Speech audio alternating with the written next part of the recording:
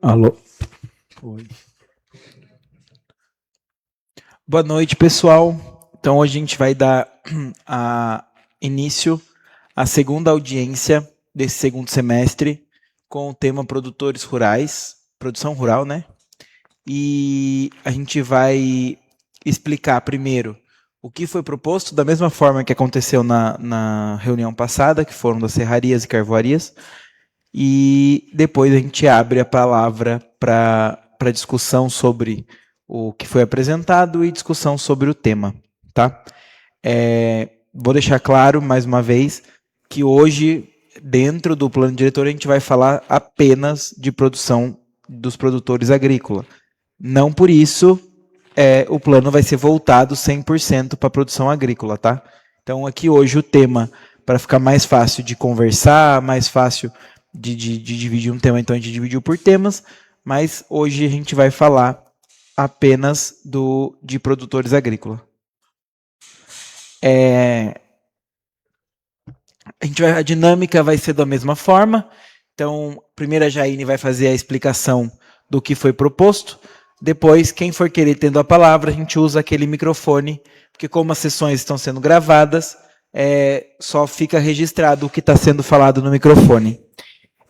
Um pedido para todo mundo: não deixem, antes de ir embora, não esqueçam de assinar a nossa lista de presença, porque isso é fundamental e importante para a gente ter seriedade aqui na nossa audiência pública, tá bom? Então, eu convido a todos a prestar um pouquinho de atenção aqui no Data Show, que a Jaine vai dar uma explicadinha, tá bom?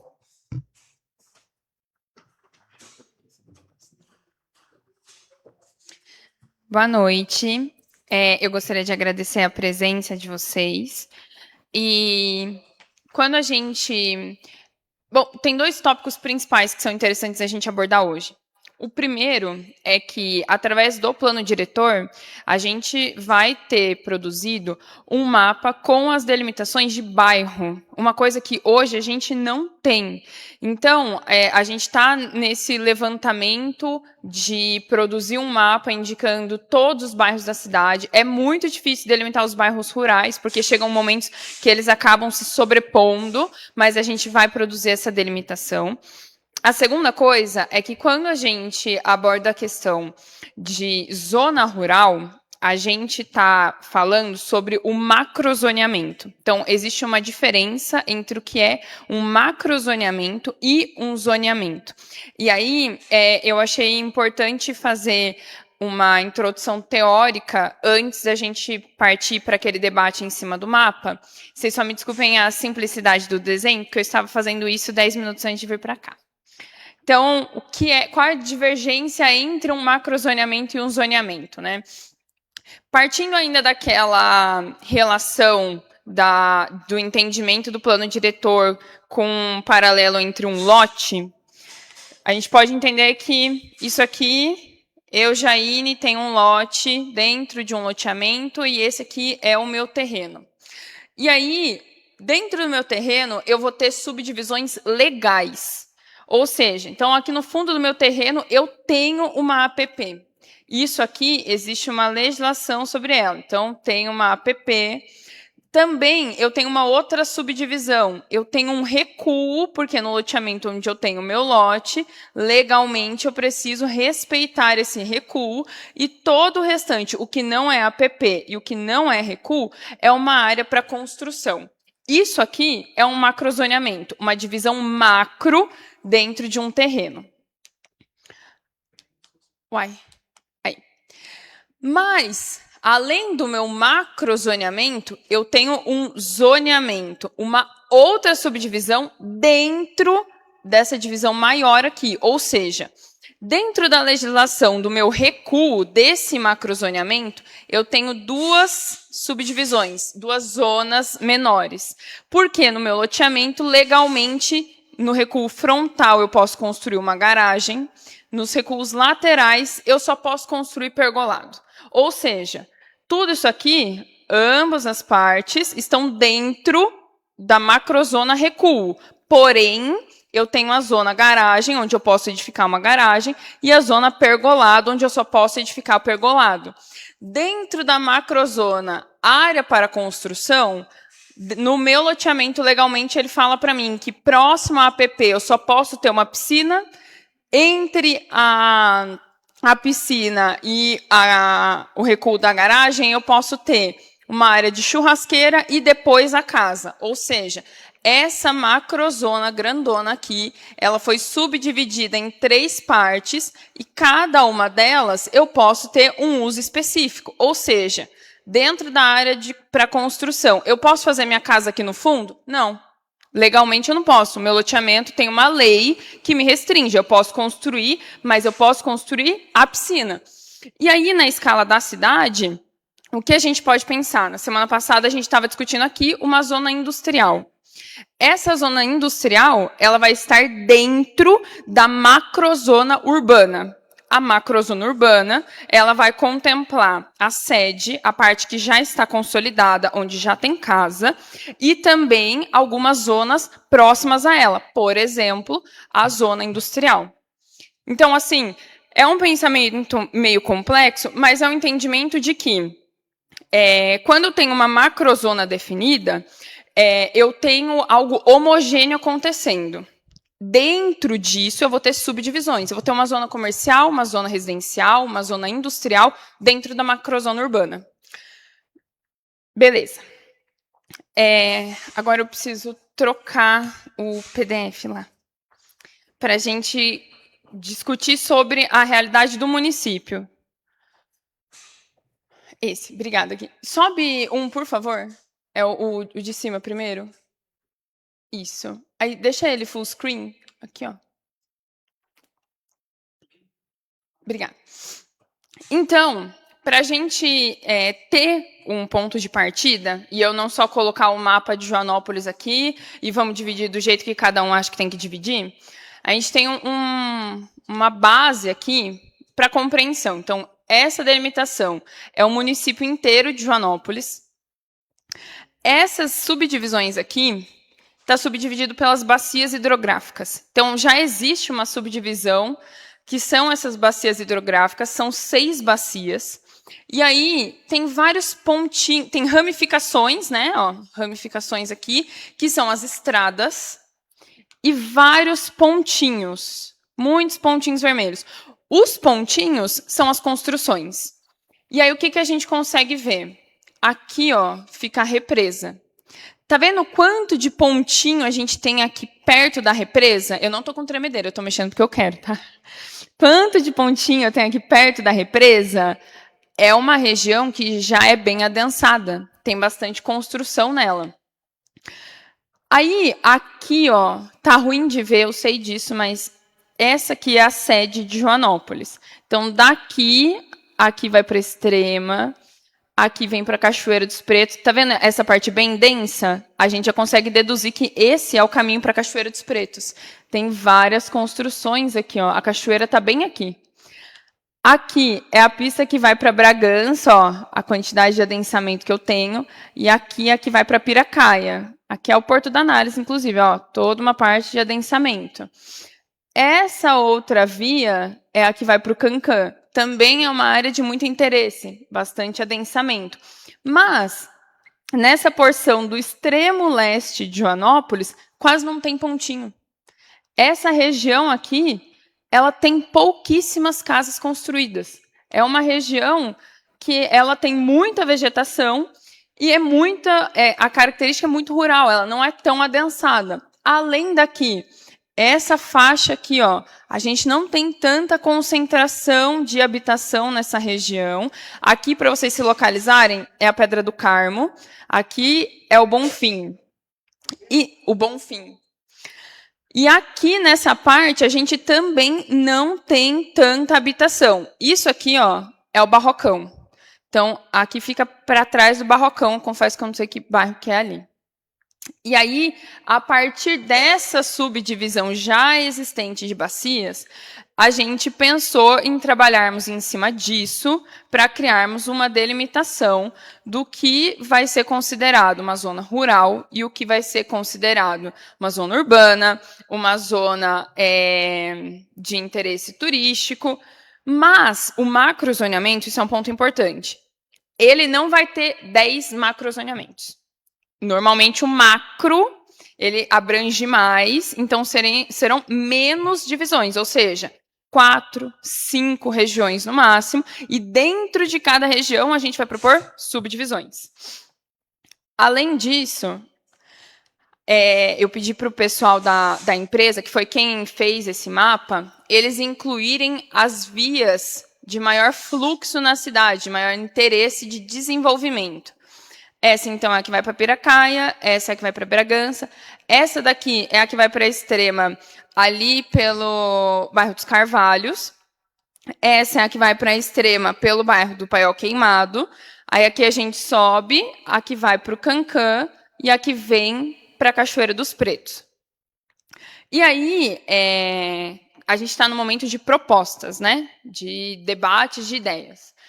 O que havia sido uma proposta que o pessoal da empresa fez?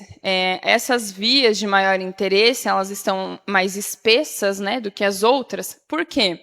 Existe uma proposta da gente, a partir daquela via de grande fluxo de automóveis, que já tem uma concentração de residências, a gente criar uma borda na qual você possa ter mais edificações para estimular uma questão de desenvolvimento rural, com comércio, que seja atrativo, já que um grande foco de Joanópolis é o turismo. E aí, aqui nessa proposta, a gente poderia, mesmo dentro, vamos supor, vamos definir que a zona rural ela vai pegar essa parte aqui de baixo, que também não é muito adensada, uma parte aqui do bairro da Pedra do Carmo, essa parte do bairro do Bonfim, um pedaço aqui, que eu acho que é bairro do Abel aqui, e esse pico aqui de cima.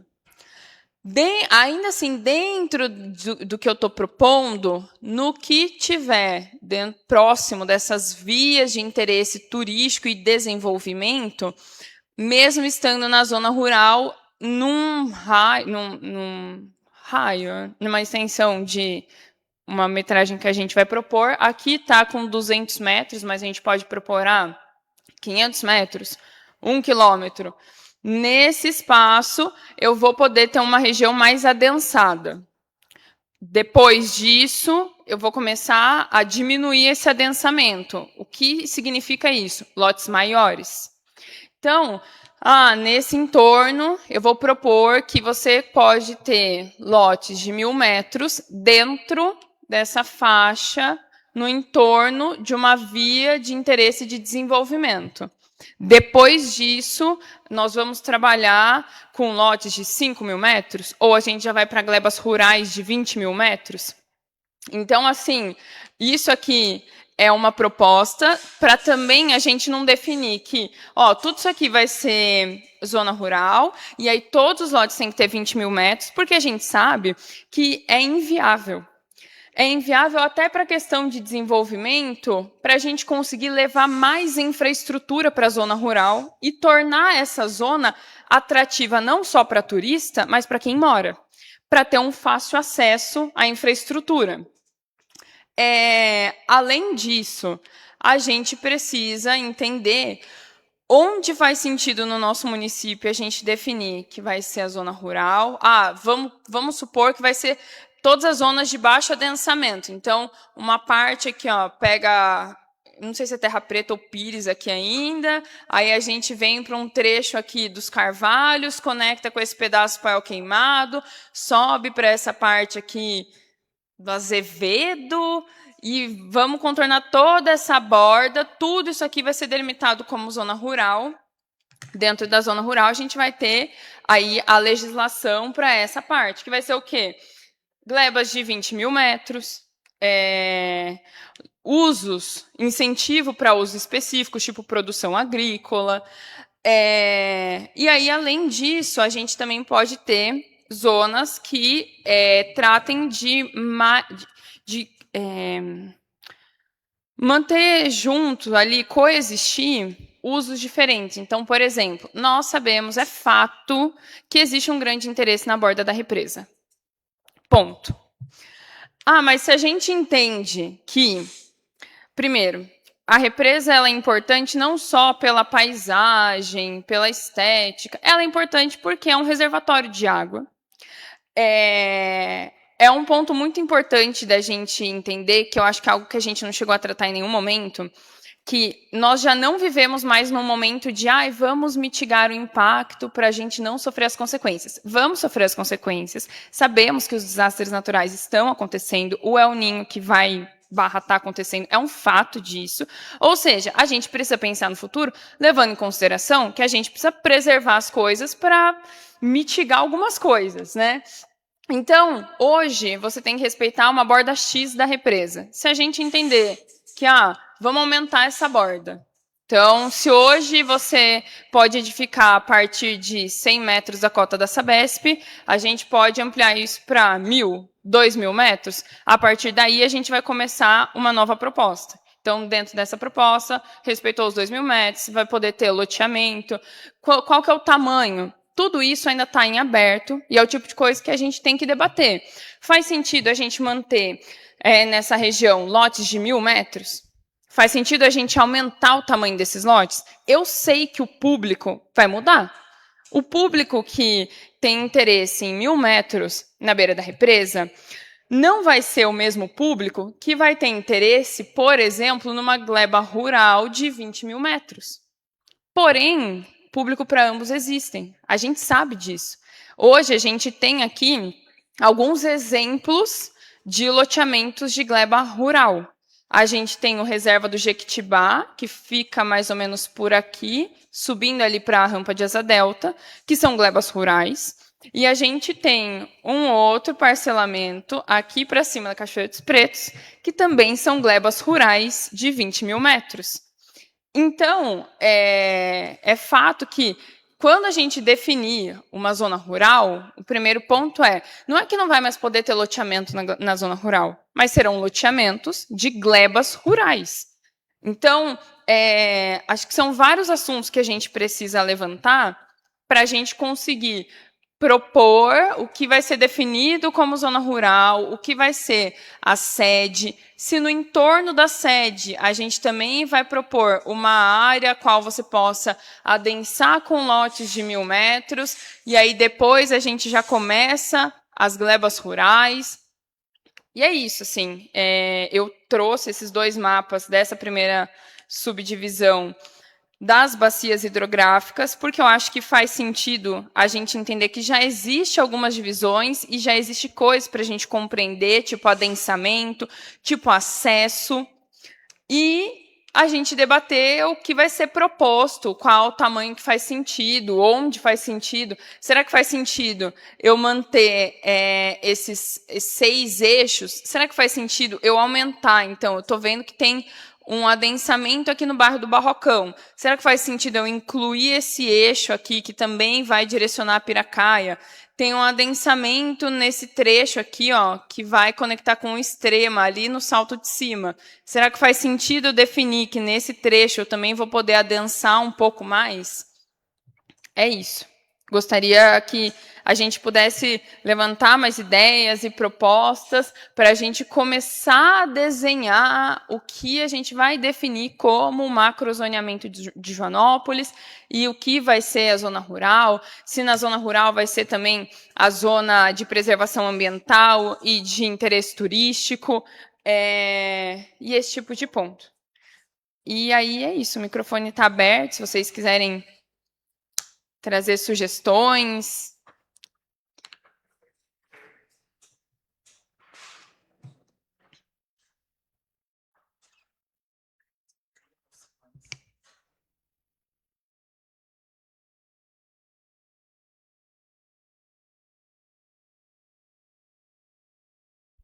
Ligou. Boa noite. Eu acho muito importante estabelecer uma diretriz, uma linha de pensamento. Então, claramente, ela foi pensada em termos do adensamento já existente. Eu acho que é uma linha de pensamento, faz um certo sentido. Agora, eu acho que é muito importante também levar em consideração a vegetação do local, né? E o quanto como está acompanhando as bacias, o quanto que os determinados lugares são geradores desses afluentes que vão gerar essas bacias. Então, eu acho muito importante considerar, por exemplo, se existem já ocupações, mas essas ocupações são irregulares, elas não podem induzir um adensamento em cima de uma coisa que não foi planejada para isso. Então, se era um local que os lotes deveriam ser de 20 mil metros e está tudo picotado, não pode ser recompensado simplesmente passando um pano falando, ó, isso aqui agora, então, é para cá que nós vamos. Então, eu acho que esse é um critério, faz sentido, mas ele não deveria ser o único. Eu acho que, então, por exemplo, aquela área de cima toda que faz a divisa com Extrema, ali é uma região de serra. Por mais que nos eixos haja ocupações, mas o entorno deles é uma área de preservação muito importante, porque tem uma declividade muito grande, etc. A mesma coisa, como você citou, beira de represa, ou enfim, em torno de todos os rios. E há um conflito aí, porque muitos locais que têm os rios são lugares que, em geral, são mais adensados, porque a proximidade da água. Então, eu acho que esse é um critério, mas ele não deveria ser o norteador. Ele deveria ser um critério a ser levado em conta juntamente com os de preservação e de tudo, e sempre considerando que, mesmo economicamente, Joanópolis não só é turismo, que já começou a explorar e é super importante, mas ele é um produtor de água, né? Então, essa é a coisa que eu mais bato o pé, que a gente tem que sempre fixar, que a gente tem que mirar na produção economicamente e ambientalmente, que a gente é um produtor de água. Então, acho que é isso, por enquanto.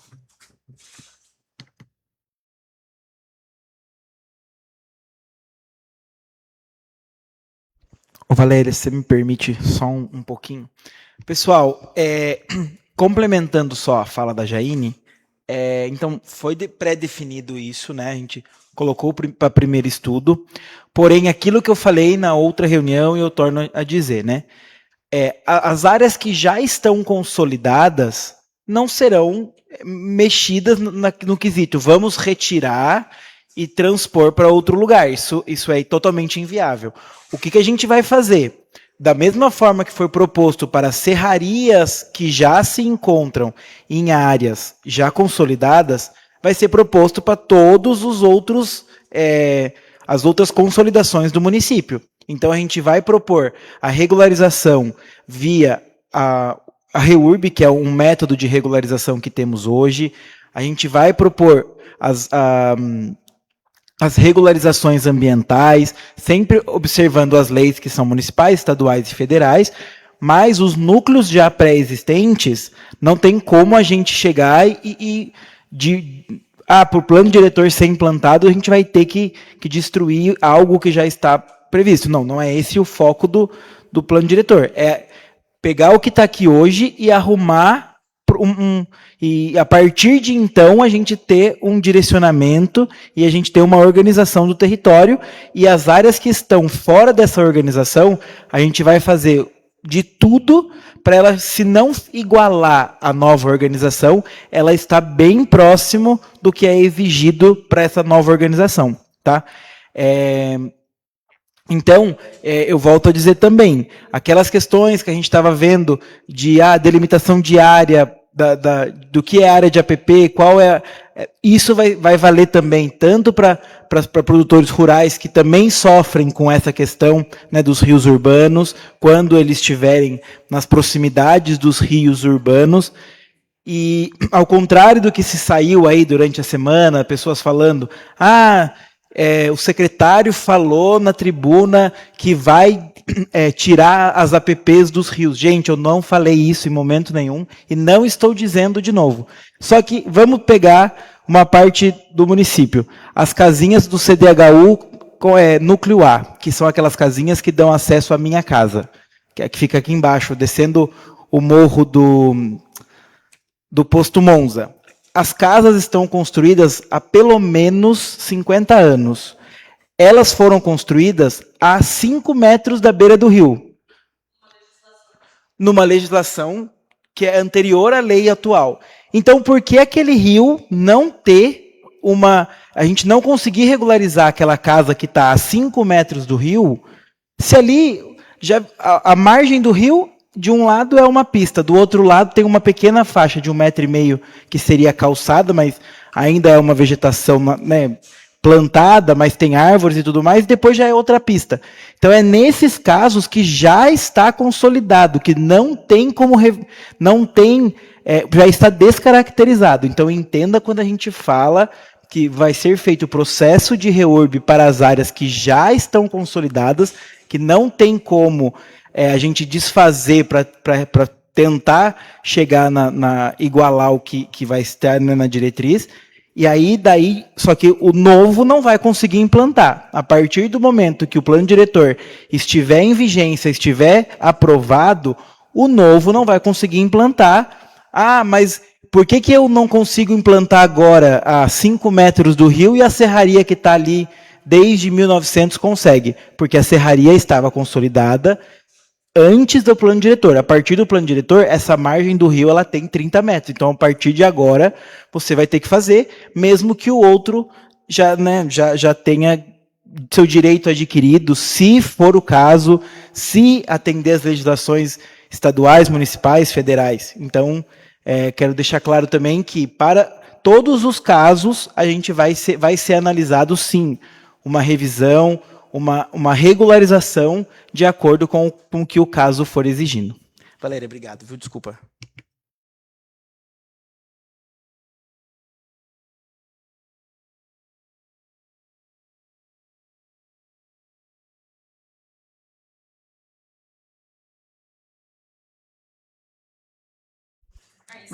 Boa noite. Eu não entendi direito, talvez, aquela questão da faixa nas rodovias, nas estradas, que seriam lotes menores de quantos metros? Teria de 1.000, que seria mais a parte do fundo, e a da frente? Então, na realidade, essa borda aqui dessas vias principais, o tamanho do lote que vai poder ser feito ali não está definido. Tá. Então, a gente pode propor, faz sentido ser 1.000 metros, faz sentido ser 2. A minha dúvida seria o quê? Existem os loteamentos, né, que seriam mais na parte de trás, e onde está beirando a estrada, seria o quê? Desmembramentos? Então, na realidade, não. Por quê? Não. Por exemplo, se a gente definir que essa faixa do entorno da estrada vai ser de 700 metros, hoje, o Topville da rodovia até o final dele, por exemplo, tem 600 metros. Ou seja, nessa faixa que seriam implantados possíveis loteamentos. Mas como loteamento, não como é... Como loteamento. Porque o desmembramento aí, quem vai abastecer de água, esgoto, isso não tem um desmembramento. Valéria, eu entendi sua pergunta. Qual é a sua dúvida? Quando a gente está falando dessa faixa de 1.000 metros, por exemplo, 1.000 metros lineares, da estrada para dentro. Isso. E os lotes lá dentro, eles vão ter, a gente vai ter que analisar, mas vão ser lotes de 1.000 metros a partir da zona urbana, certo? Então, por exemplo, os lotes vão ter 1.000 metros, mas dentro desses loteamentos que vão estar na faixa de 1.000 metros lineares. Então, vão ser lotes de 1.000 metros quadrados em faixa de 1.000 metros. A Janine falou em um raio de 200 metros. É o que está proposto aí no desenho. Tá. Não mas seria isso. Não, a gente vai ter que... 200 metros não faz nada. Não faz só nada, desmembramento. Só desmembramento, exato. Tá. Porque aí tem que ver, né? Abastecimento de água, vai ser fossa, toda essa área, como diz o Marcelo, essa questão de... Ambiental. De ambiental, etc. Que dentro da macrozona e depois do zoneamento, né, que a gente chama de microzonas, a gente está definindo o uso. Tá. Mas depois a gente vai ter a lei de uso e ocupação do solo, que aí vai tratar da parte de abastecimento de água, a parte de tratamento de esgoto, toda essa parte. É só lembrando, porque o desmembramento vai trazer muito problema. Sim, concorda? sim. Então, Só que a gente pensando no lado do empreendimento, vai ser muito difícil quem vai querer perder uma faixa para desmembrar de frente para a via, porque depois o restante vai ficar muito curto e vai ficar sem acesso. Então, pensando nisso, Não, mudando o raio de o raio 200 aumentando o metros. raio, isso. Ah, então tá bom. Esses loteamentos também, que a gente já tem esse problema, né, de IPTU, no IPTU de lotes de áreas de glebas de 20 mil metros, esses loteamentos já vão vir com IPTU. Sim. E só vai poder desmembrar se for...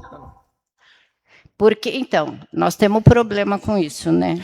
20 mil metros constitucionalmente já vai direto para O INCRA. INCRA. Isso, mas eu acho que a Depende sua pergunta do uso, foi, né? esses loteamentos, mesmo que estarão no final dessa via mais próximo da zona rural do que da própria zona urbana, se tiver dentro dessa faixa, certo? Dentro da faixa desses 1.000 metros, que pode ser adensado, se ele for uma gleba, permaneceu lá, o seu terreno de 40 mil metros, você vai continuar com o INCRA. A partir do momento que você parcelou ele, seja Isso. um loteamento, um condomínio de lotes, aí sim ele já vem direto como Não, IPTU. então, mas mesmo sendo loteamento de lotes de 20 mil metros, de glebas rurais, Não, aí não. não vai porque ser IPTU. você não consegue atender a legislação. Então, mas o município vai ter que bancar toda a infraestrutura de lixo, etc. Ou como que vai ser visto isso dentro do loteamento? Aí isso a gente vai ter que tratar na lei de uso e ocupação do solo, Isso, tá. que vão ser as diretrizes mais afinadas. Tá. Bom, abastecimento de água, tudo isso vai ser feito. Uma coisa que me chama a atenção, que eu não esqueci o nome, mas o topo do morro, que até perguntei, que seria, não é cume, né, mas é o topo, está sendo muito, como é que fala? Desmatado. Desculpa, mas a minha cabeça de vez em quando perde as palavras. Eu acho que tem que ter também nesses loteamentos que eu já vi, essa questão de deixar uma faixa do topo do morro com a vegetação, né, que seria o ideal, porque o pessoal está tirando toda a vegetação e que pela lei ambiental não pode, né, Marcelo?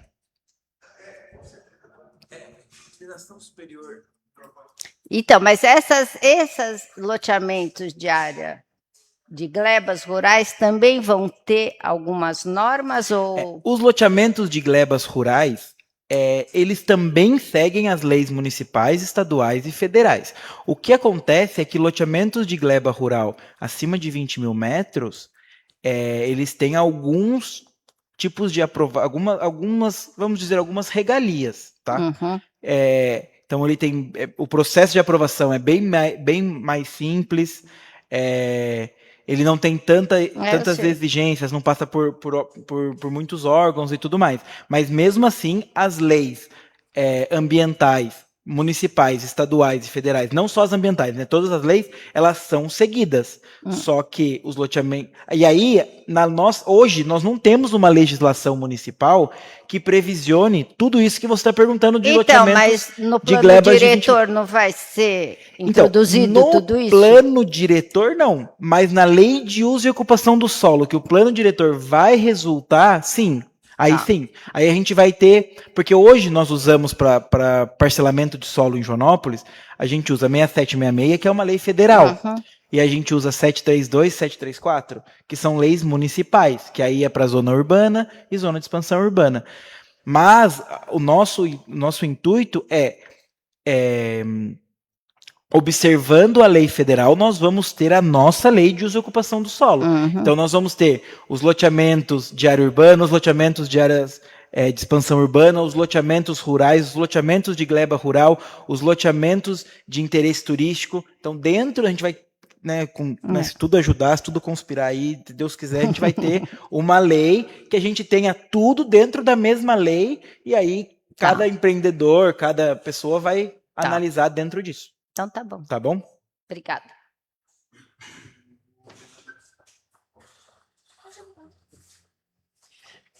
Uma coisa que o Mig comentou, por exemplo, se a gente definir que esse trecho aqui vai ser a nossa zona rural, nada nos impede de que no zoneamento dentro da macrozona rural, a gente defina que essas regiões que são, por exemplo, aqui é uma região de mata adensada. Se a gente olhar pelo Maps, isso aqui é tudo vegetação.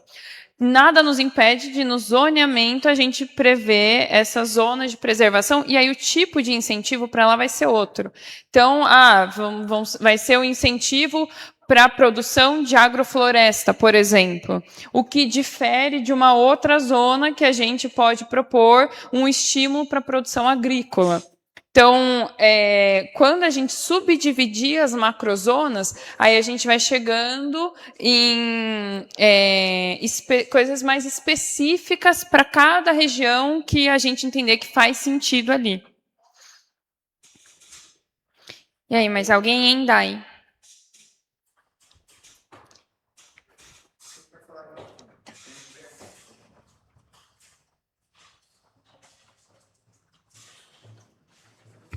Boa noite a todos vocês. Eu queria entender esse lado da represa, Jaine, que está numa disputa com a Sabesp, que eles têm o interesse de fechar toda a área deles, né? Uhum. Que vai ser uma coisa que vai ser discutida no plano diretor. Tem o lado errado, isso aí tem, mas tem o lado de preservação, que eles vão exigir que todo mundo está querendo. O que aconteceu em Joanópolis? Que eu conversei com a turma da Sabesp. A população que morava em Joanópolis, muitos deles saíram de lá. O que veio? O povo da onde? De fora. Uhum. E quem veio construir sua casa, invadiram a área de mata. Eles foram invadindo, foram entrando, achando que podia. Mas eles desmataram para fazer suas casas. E não plantaram nenhuma árvore. Quanto que a população de Joanópolis, que é a raiz daqui, eles preservaram as suas nascentes de água, eles preservaram toda essa parte. E sem ganhar nada. Muitos deles hoje vieram para Joanópolis, sim, para ser produtor de água e de árvore, mas querendo receber isso aí. Uhum. Como vai ser feito isso aí agora com o plano diretor? Assim, o primeiro ponto é que o MIG comentou da gente fazer uma reunião com o tema sobre produção de água, por quê? Joanópolis é um grande produtor de água de interesse da Sabesp, certo? A gente tem a represa que é um grande reservatório da Sabesp. Eu acho que isso é uma coisa que as pessoas também não entendem, é que a nossa represa não é um parque aquático. É um reservatório de água e as pessoas bebem dessa água.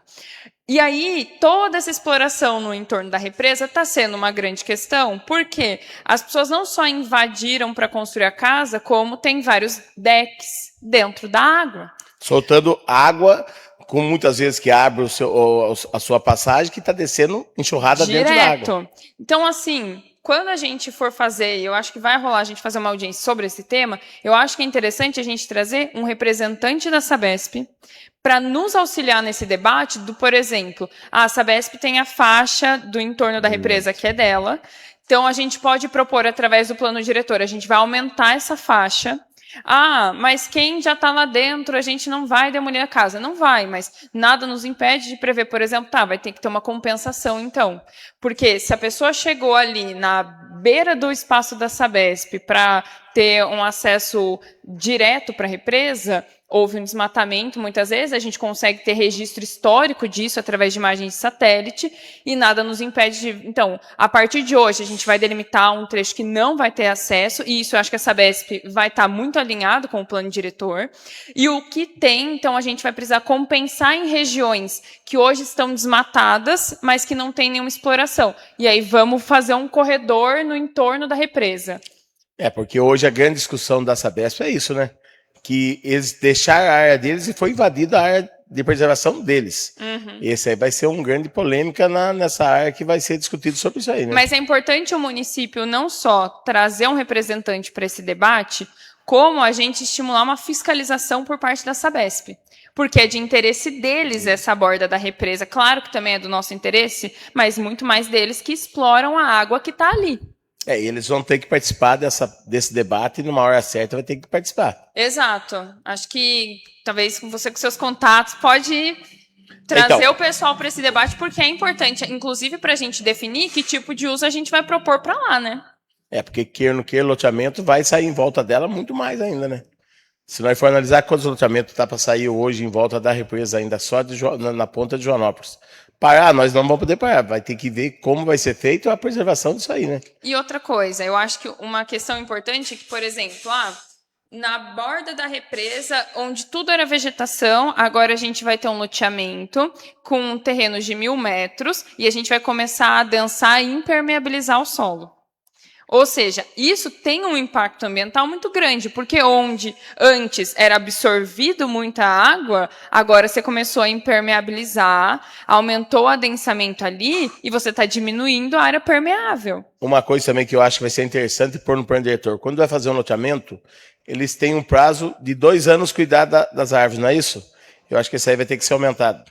Muito loteador, ele cuida ali 1 ano, 1 ano e meio, depois que lá é abandonado a área verde, ela não é finalizada praticamente. Então, tem o pessoal dos conservadores da água, né, que eles tiveram uma reunião aqui recentemente, e eles têm o processo deles eles só saem daquela área que houve o plantio quando a mata já está formada e ela se desenvolve por si só. Então, talvez isso seja uma proposta interessante. Eu acho que vai garantir essa continuidade. Formação da parte vegetação. Ambiental. Uhum. Só isso.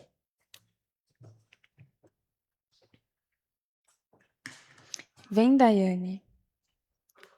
Ah, Mig, você ia falar. Verdade, perdão.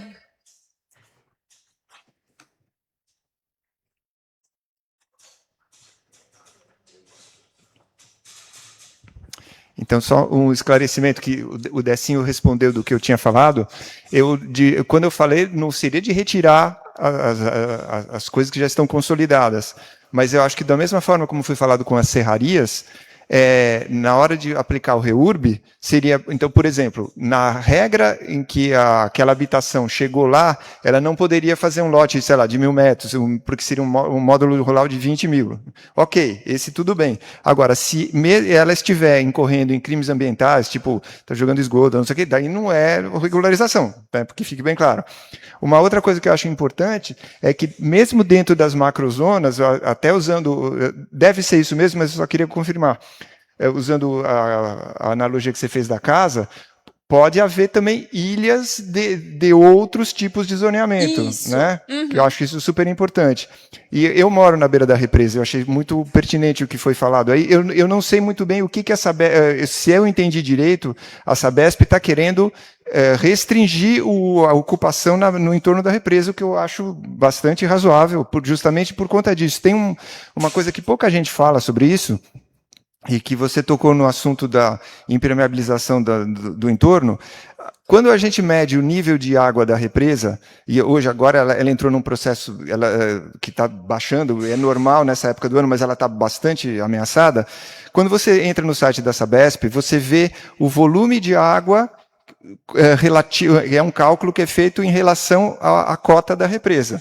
Só que esse volume, essa atualização da estimativa do volume de água, ela não é atualizada considerando-se o assoreamento da represa.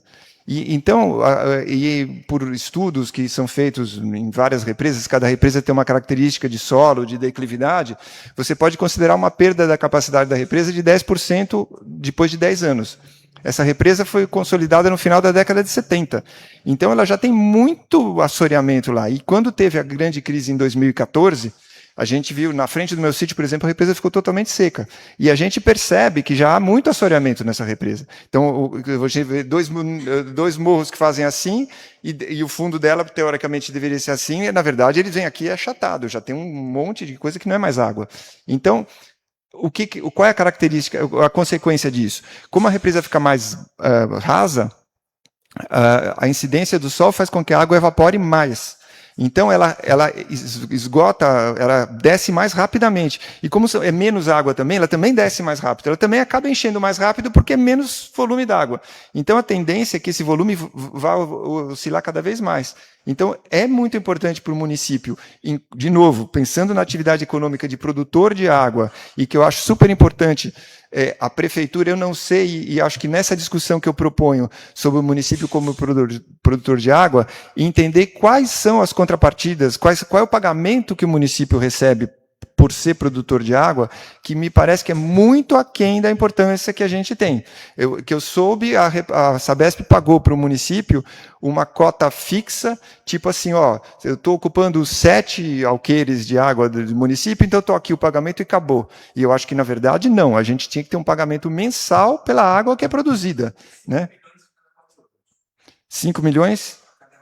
Que é nada, vamos combinar, é nada, é troco para a Sabesp.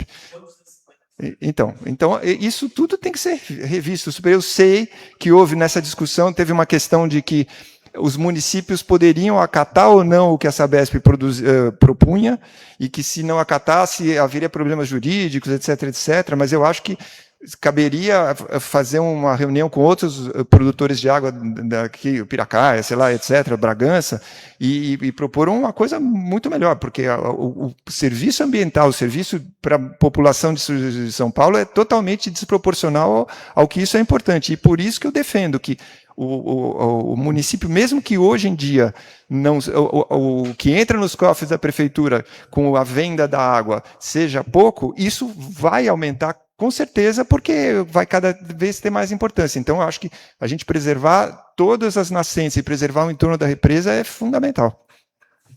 Obrigada.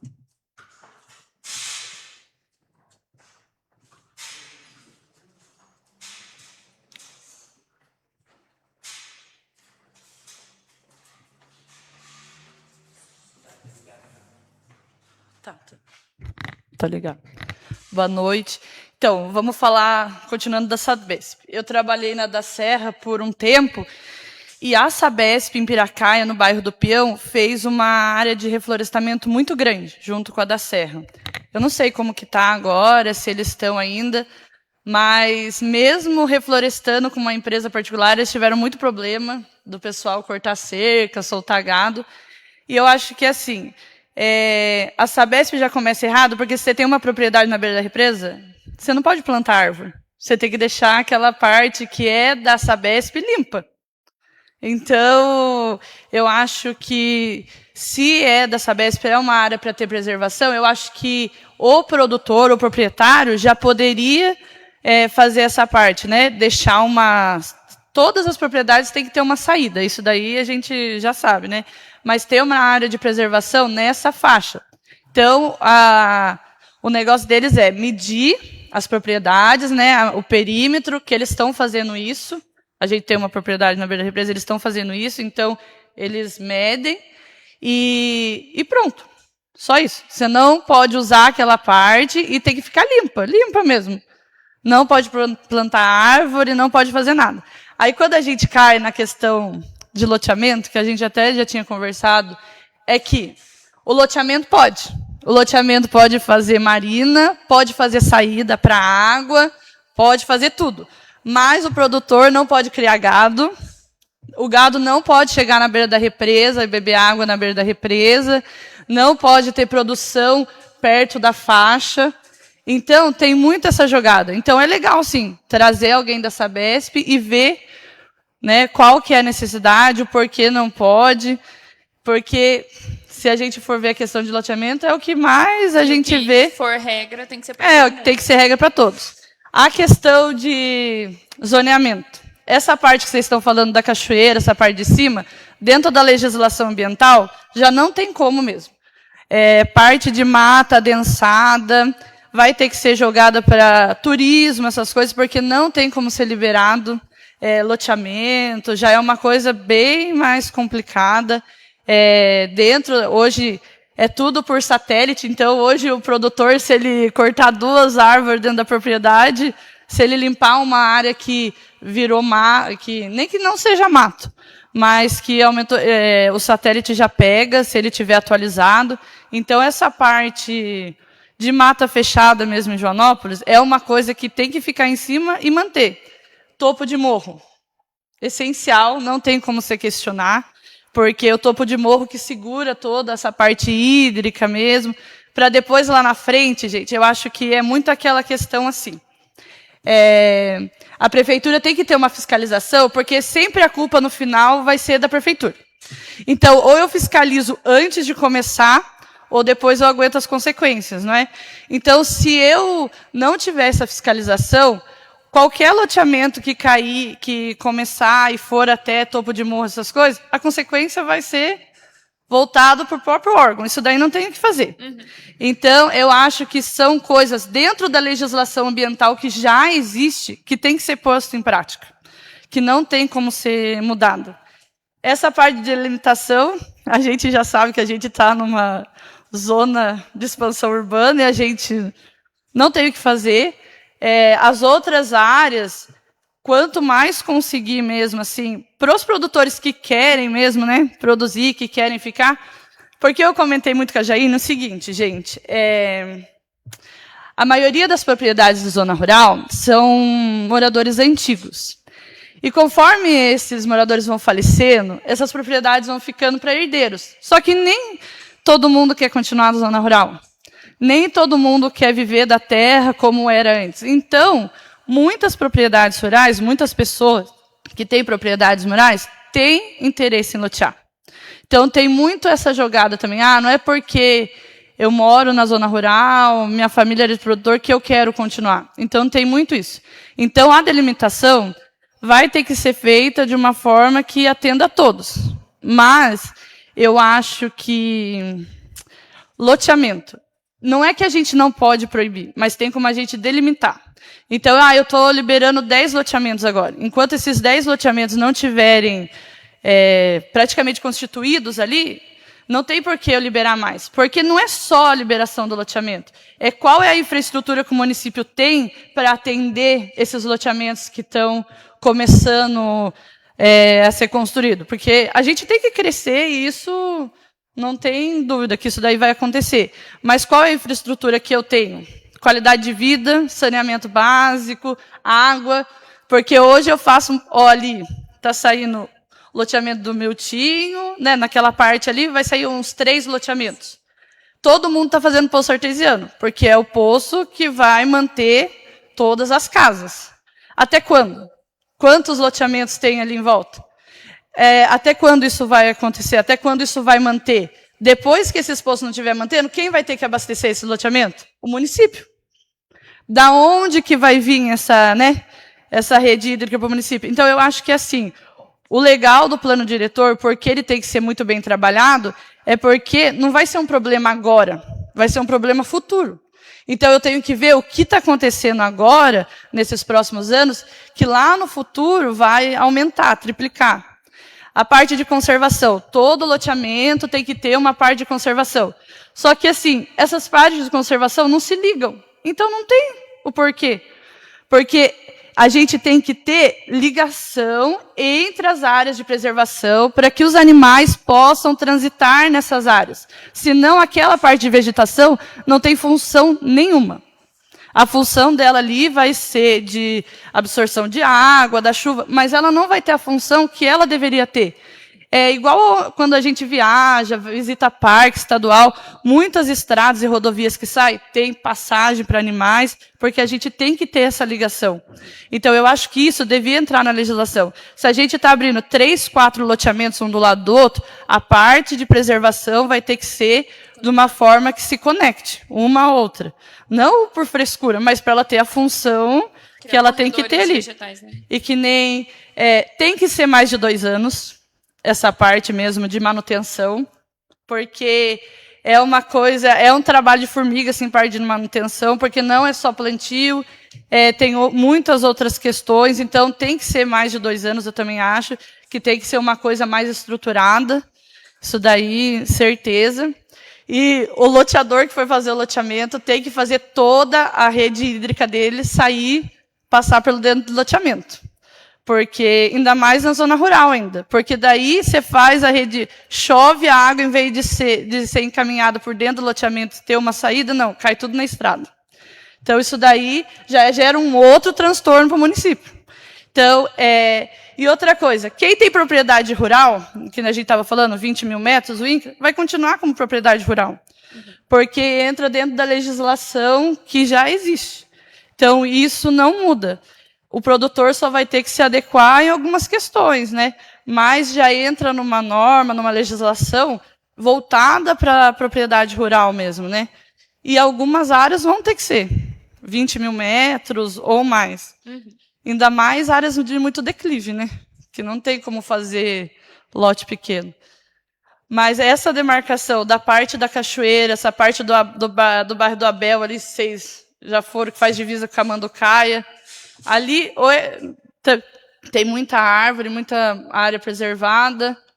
E a parte da represa Dai, e eu lembro que a gente já chegou a conversar sobre isso, mas eu não me recordo. Por exemplo, se você tem uma gleba rural, se dentro da sua gleba tiver uma área de preservação, você tem que manter, mas se não tiver, você não precisa...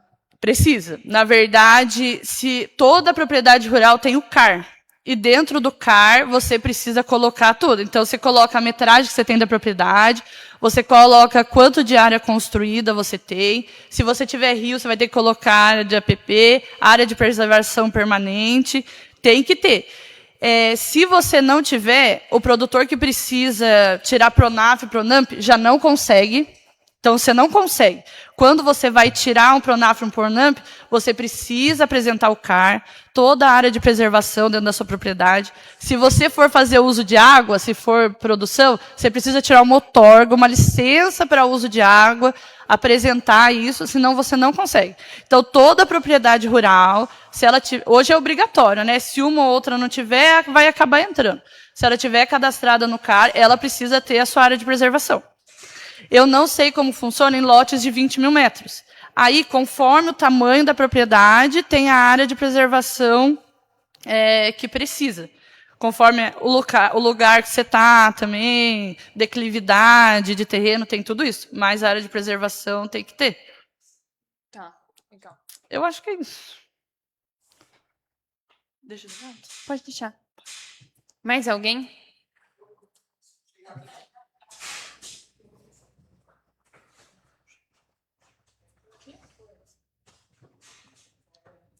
Então, sobre essa questão do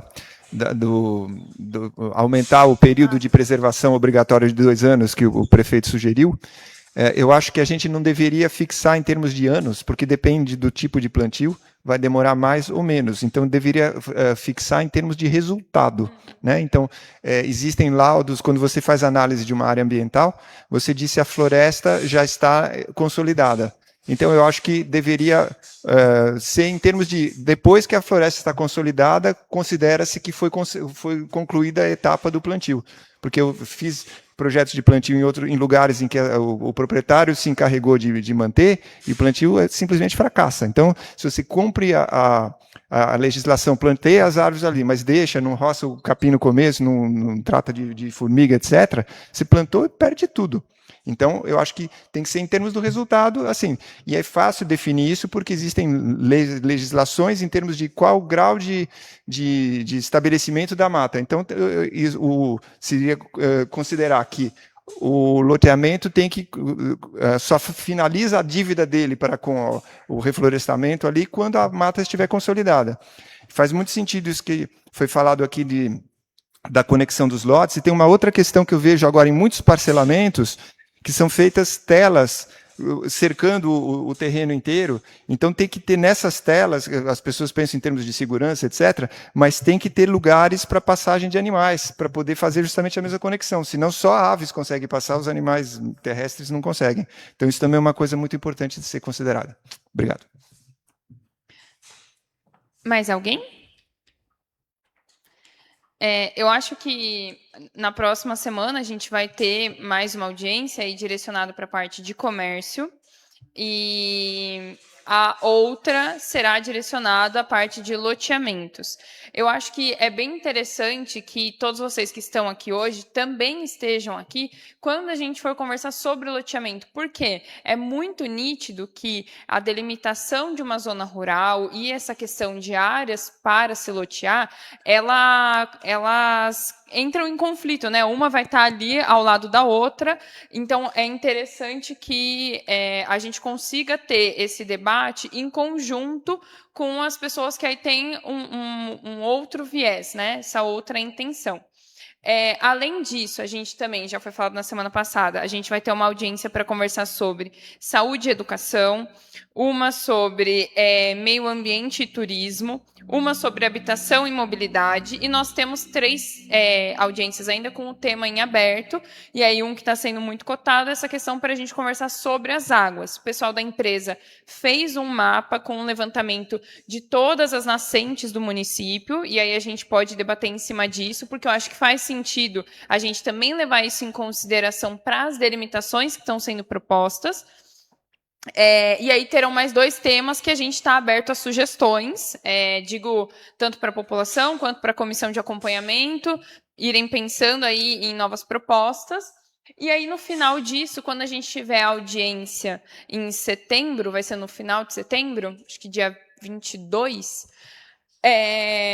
acho que vai ser interessante a gente já trazer um mapa com as delimitações do que a gente acabou levantando em todas essas audiências. Então, já uma proposta da parte rural, uma proposta da delimitação urbana e tal, para a gente depois só afinar isso nessa reta final entre setembro e novembro, que vai ser mais uma parte de debates, e no final a gente poder encaminhar o projeto redondo. Só uma questão. Igual eu falei da Sabesp. Eu vou correr atrás disso aí. Vou fazer questão de trazer a Sabesp nas reuniões. Pelo menos essa do loteador, já quero ver se eu trago. Pela questão, não é só falar a Sabesp, tá querendo, ela tem que preservar assim, a água, só está tendo um problema muito grande em Joanópolis. Ela fala assim, Joanópolis está tendo tratamento de esgoto. É tudo, por quanto o tratamento deles não existe, se você for analisar. Se você pegar, se for de manhã, na onde é só o tratamento, lá está jogando tudo direto na represa. Então, eles estão cobrando muito das pessoas que estão morando em volta da represa, cobrando sim, tentando tirar tudo que está em volta. Mas a parte deles não estão fazendo. Aqui ele só faz funcionar aquele tratamento quando denuncia eles direto na CETESB. Daí eles vêm e cuidam ali 30, 60 dias, eles funcionam. Mas eu quero ver se eu trago, eu quero ver qual vai ser o questionamento deles sobre o tratamento de esgoto de Joanópolis. Que eu falava, aquele tratamento de esgoto de Joanópolis é uma verdadeira palavra só, é uma que não funciona de maneira nenhuma, entendeu? Eu acho que seria, inclusive, interessante, nessa mesma audiência que a gente vai ter esse debate com eles, se a gente conseguisse ter um representante da CETESB. Justamente, podia juntar as duas questões. Exato. Acho que são órgãos que são importantes de serem envolvidos nesse debate. Porque eles cobram muito de Joanópolis. Eles vão ali, eles querem embargar, eles querem parar. Tudo bem, eles estão no direito deles, sim, de fazer isso aí. Mas primeiro eles têm que ver o rabinho deles, que o rabinho deles está ficando muito para trás nessa questão de esgoto. Desculpa a palavra, mas a palavra é essa mesmo, gente. Que eles cobram muito e está ficando muito a desejar nessa parte. Eu cobrei deles, eles só vêm resolver o problema quando a denúncia chega no lombo deles. E nós, nesse plano diretor, nós vamos exigir o tratamento de esgoto apresentado semanalmente para o município, como está sendo feito o tratamento. Pelo menos do esgoto. Para nós ter um acompanhamento, todos vocês que participam, vocês terem um acompanhamento se está funcionando ou não. Porque hoje eu sei que não está funcionando. Hoje eu sei que chega às 6 horas da manhã, você vai lá, o esgoto está abertamente liberado ali nessa parte que desce para a represa. Então eles cobram muito, a represa está poluída, está como? Quem está poluindo é eles. Eles estão ganhando dinheiro de Joanópolis e o tratamento não está funcionando. Então eu acho que essa questão nós vai ter que ver isso aí sim, tá bom? Legal. Obrigada.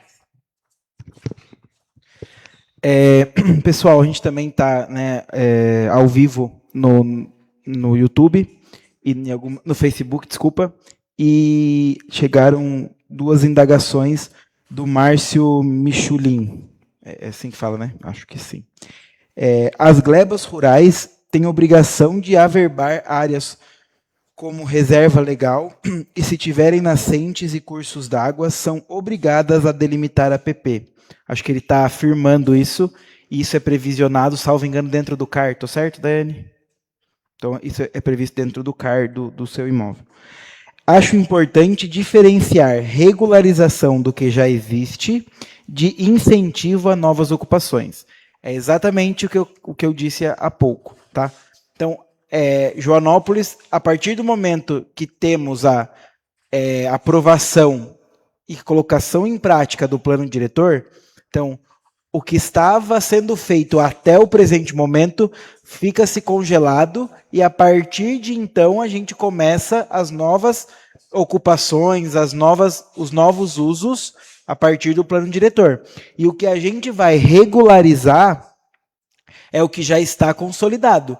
Então, a partir daquele momento da aprovação do plano diretor, o que não tiver de acordo com o zoneamento, de acordo com a legislação vigente, infelizmente, ela não tem uma opção de regularizar. Ela vai ter que regularizar. Ela não tem uma opção de ter regalias para regularização. Ela vai ter que se regularizar de acordo com as obrigações vigentes naquele período, tá? Então, regularização que a gente está tratando aqui são de áreas consolidadas. A partir do momento que a gente já tem o plano diretor em vigor, acompanha-se o que está no plano diretor. Ah, mas eu já fiz. Então, você vai ter que arrumar, porque você tinha que ter conhecimento da lei desde que você começasse a fazer. Tá? E uma coisa muito importante que a Jaine falou na reunião passada, e nós vamos ter que criar esse entendimento com todo mundo. Tá? Hoje, a gente está ali na Secretaria de Obras, a gente percebe isso diariamente.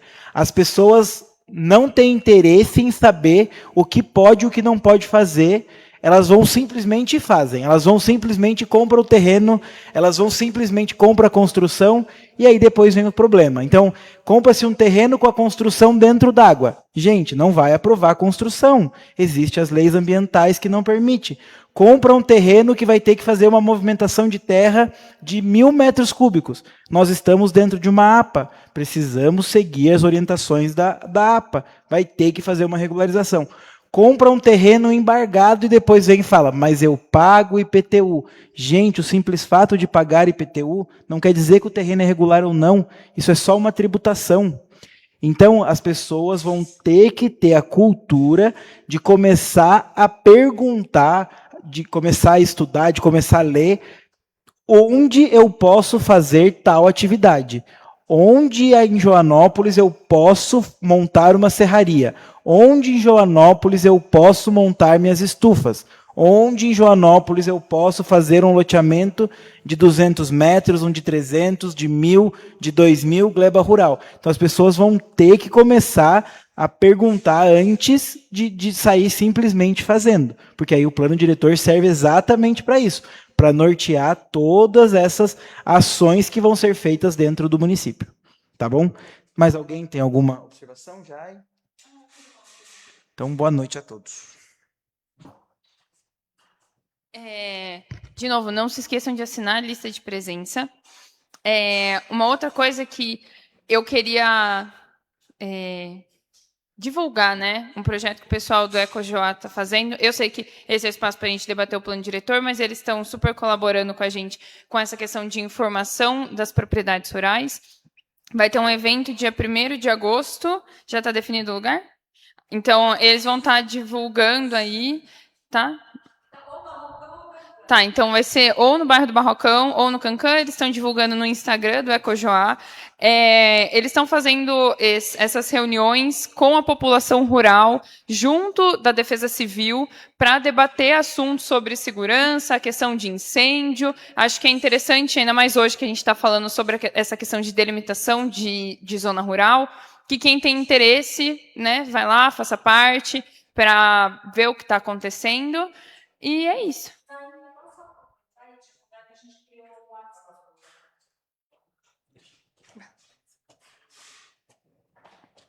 Tá ligado aqui? Tá. Queria aproveitar para divulgar que nós criamos um WhatsApp, um WhatsApp para pegar o município de Joanópolis, assim como o de Atibaia, que chama Olheiros do Fogo. Legal. É um WhatsApp para a gente poder comunicar quando a gente vê sinal de fumaça, a Defesa Civil já está lá, e daqui a pouco o link vai estar nas redes aí, mas eu acho que é um serviço bem interessante de todos nós estamos em contato para avisar e fazer com que esse ano a gente não tenha incêndios de grandes proporções. Legal. Bom, obrigada, gente. Espero vocês na próxima semana. E é isso. Tchau. Boa noite.